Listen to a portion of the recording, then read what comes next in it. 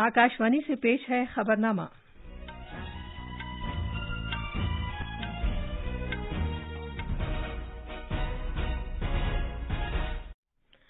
आदाब। खबरनामे के साथ मैं शबाना रहमान। पहले इस वक्त की अहम खबरें। वजीर-ए-आजम नरेंद्र मोदी आज हिमाचल प्रदेश के धर्मशाला शहर में कुल हिंद चीफ सेक्रेटरियों की कॉन्फ्रेंस की सदारत करेंगे।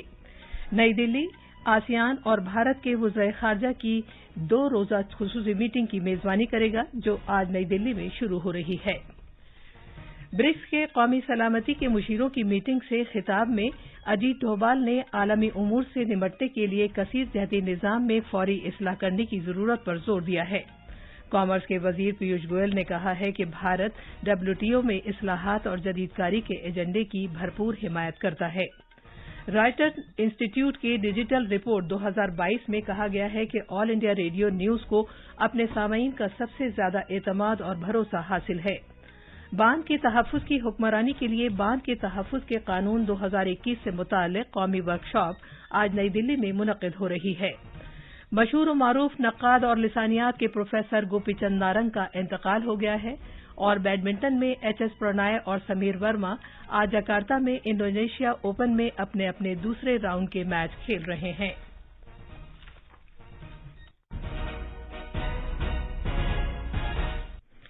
अब खबरें तफसील से। वज़ीर-ए-आज़म नरेंद्र मोदी चीफ सेक्रेटरियों की कुल हिंद कॉन्फ्रेंस की सदारत करने के लिए 2 रोज़ा दौरे पर आज हिमाचल प्रदेश के शहर धर्मशाला पहुंच रहे हैं।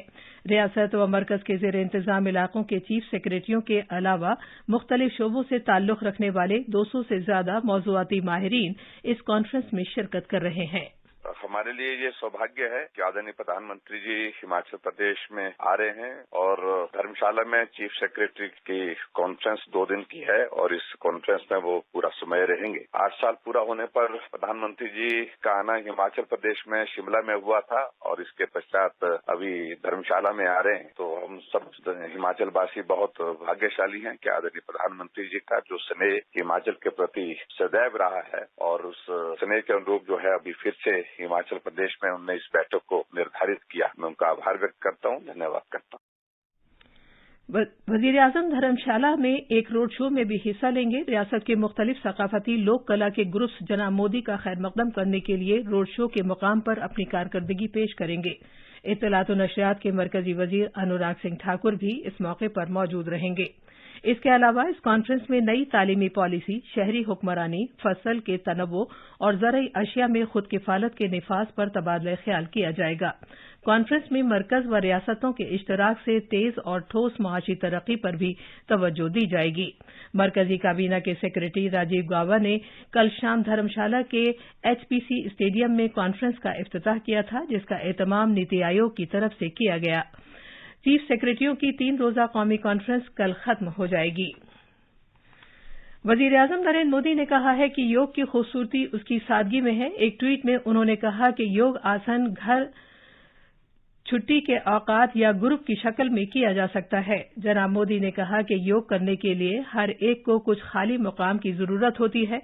वज़ीर-ए-आज़म ने उम्मीद जाहिर की कि अवाम मुस्तकिल तौर पर योग करेंगे। आयुष के मरकजी वजीर सर्बानंद सोनोवाल ने कहा है कि योगा को तर्ज जिंदगी के तौर पर फाल बनाया जाना चाहिए। उन्होंने योगा के आइंदा बैनुल अक़वामी दिन के मौके पर सभी से इसमें शामिल होने की अपील की। उन्होंने ये बात कल रात आकाशवाणी न्यूज़ के स्पॉटलाइट प्रोग्राम में एक खुसूसी इंटरव्यू में कही। भारत आज से नई दिल्ली में शुरू होने वाली 2 रोज़ा ख़ुसूसी आसियान भारत वज़ीर ख़ारजा की मीटिंग की मेज़बानी करेगा। ये मीटिंग मुज़ाकरात से मुताल्लिक़ रिश्तों के 30 साल मुकम्मल होने के मौके पर हो रही है। वज़ारत ख़ारजा के तर्जुमान अरिंदम बागची ने कहा है कि वज़ीर ख़ारजा डॉक्टर S जयशंकर सिंगापुर के वज़ीर ख़ारजा विवियान बालाकृष्णन के हमरा मुश्तरका तौर पर मीटिंग की सदारत करेंगे। आसियान भारत मुज़ाकरात से मुताल्लिक़ रिश्ते 1992 में सेक्टोरल शराकतदारी के क़याम के साथ शुरू हुए थे, जो कि दिसंबर 1995 में मुकम्मल मुज़ाकरात शराकतदारी, 2002 में समिट की सतह की शराकतदारी और 2012 में स्ट्रेटेजिक शराकतदारी तक पहुंच गए। एक रिपोर्ट। 2022 को आसियान भारत दोस्ती का साल करार दिया गया है। आज आसियान भारत स्ट्रेटेजिक शराकतदारी मजबूत बुनियादों पर कायम है आसियान को भारत की एक्ट ईस्ट पॉलिसी और वसीतर भारत बहरुलकायल के उसके विजन में मरकजी हैसियत हासिल है। कसीर जहती शराकतदारी बहुत से शोबा जाती मुज़ाकरात के तरीक़ाकार और वर्किंग ग्रुपों का अहाता करती है जो मुख्तलिफ सतहों पर मीटिंगें करते रहते हैं। इनमें सालाना छोटी कॉन्फ्रेंस, वजारती और सीनियर अफसरान की मीटिंगें शामिल हैं। आसियान भारत के वज़ीर ख़ारजा की मीटिंग आसियान की मेज़बानी में होने वाली सालाना मीटिंग है, जबकि आसियान भारत वज़ीर ख़ारजा की ख़ुसूसी मीटिंग नई दिल्ली में भारत की मेज़बानी में होने वाली अपनी नौइयत की पहली मीटिंग है। मुज़ाकरात का मौज़ू है building bridges in the Indo Pacific. 12वीं द डायलॉग के वज़ारती इजलास में वज़ीर ख़ारजा डॉक्टर एस जयशंकर और आसियान के वज़रा शिरकत करेंगे। खबरनामे के लिए अनुपम मिश्रा की रिपोर्ट। ब्रिक्स कौमी सलामती के मुशीरों की 12वीं मीटिंग वर्चुअल तरीके से हुई। कल मीटिंग में इज़हार ख्याल करते हुए भारत के कौमी सलामती के मुशीर अजीत डोभाल ने कसीर रुखी निज़ाम में फौरी तौर पर इस्लाह करने की ज़रूरत पर जोर दिया ताकि इसके जरिए आलमी मामलात का काबिल यकीन, मुनसिफाना और जिम्मेदाराना हल तलाश करने की कोशिश की जा सके। उन्होंने दहशतगर्दी के खिलाफ ताआवुन को बगैर किसी तहफ़्फ़ुज़ात के मुस्तहकम करने की ज़रूरत पर जोर दिया। जनाब डोभाल ने दहशतगर्दी का मुकाबला करने के लिए ब्रिक्स वर्किंग ग्रुप के दरमियान जारी ताआवुन का खैर मकदम किया और उन्होंने वबाओं और आबो हवा में तब्दीली के चैलेंजों के खिलाफ ताआवुन जारी रहने की जरूरत को भी उजागर किया। जनाब डोभाल ने दीगर शोबों समेत इत्तलाती और मवासलाती टेक्नोलॉजी, ICT, सिक्योरिटी, दहशतगर्दों को इसके इस्तेमाल से रोकने, बाहरी खला और बहरी सलामती के शोबे में ताआवुन की अहमियत पर खुसूसी तवज्जो दिलाई। नीज काबिल भरोसा और लचकदार सप्लाई चेन की अहमियत पर भी जोर दिया। कॉमर्स के वजीर पीयूष गोयल ने कहा है कि भारत WTO में इस्लाहात और जदीदकारी के उस एजेंडे की जबरदस्त हिमायत करता है जो कि मुतवाज़िन, सबकी शमूलियत वाला और मौजूदा कसीर जहती निज़ाम के अहम उसूलों का तहफ़्फ़ुज़ करता हो। जनाब गोयल WTO में इस्लाहात के बारे में मौज़ूआती इजलास के दौरान जिनेवा में WTO की 12वीं वज़ारती कॉन्फ्रेंस से खिताब कर रहे थे। जनाब गोयल ने कहा कि अरकान को उरुग्वाय राउंड समझौतों में मौजूदा गैर मुतनासिब मुज़मिरात से निमटने के लिए मुत्तफ़िक़ होना चाहिए। उन्होंने कहा कि WTO का बुनियादी मकसद एक मैकेनिज़्म के तौर पर काम करना है जिसके जरिए बैनुल-अक़वामी तिजारत मेंबरान खुसूसी तौर पर तरक्की पजीर मुल्कों और कम तरक्की याफ्ता मुल्कों की इक़्तिसादी तरक्की में मुआवनत का जरिया बन सकती है। ये खबरनामा आकाशवाणी से नशर किया जा रहा है। आकाशवाणी के खबरों के शोबे को एक बार फिर मुल्क में सबसे ज्यादा काबिले एतमाद इलेक्ट्रॉनिक मीडिया इदारे के तौर पर मुंतखब किया गया है। रॉयटर इंस्टीट्यूशन के जरिए 46 मुल्कों में कराए गए सर्वे के मुताबिक आकाशवाणी और दूरदर्शन पर सबसे ज्यादा एतमाद जाहिर किया गया है। रॉयटर इंस्टीट्यूट की डिजिटल न्यूज रिपोर्ट 2022 में कहा गया है कि प्रिंट ब्रांड्स और सरकारी नशरियाती इदारों जैसे आकाशवाणी और DD न्यूज सर्वे में अपनी राय जाहिर करने वालों में लगातार सबसे ज्यादा काबिले एतमाद बने हुए हैं। रॉयटर इंस्टीट्यूट के जरिए भारतीय न्यूज ब्रांड्स के सर्वे से जाहिर होता है कि आकाशवाणी और DD न्यूज की खबरों की मुतवरियत और दुरुस्तगी पर सबका विश्वास 72% और 71% है। रिपोर्ट के मुताबिक DD न्यूज और आकाशवाणी न्यूज पर बहुत ज्यादा एतमाद के अलावा जिसमें मुसलसल इजाफा हो रहा है, DD न्यूज और आकाशवाणी की रसाई में भी इजाफा हुआ है। आकाशवाणी न्यूज से बात करते हुए हिमाचल प्रदेश के वजीर आला जयराम ठाकुर ने कहा कि हिमाचल प्रदेश के एक पहाड़ी रियासत होने की वजह से बेशतर सामीन को आकाशवाणी पर भरोसा है।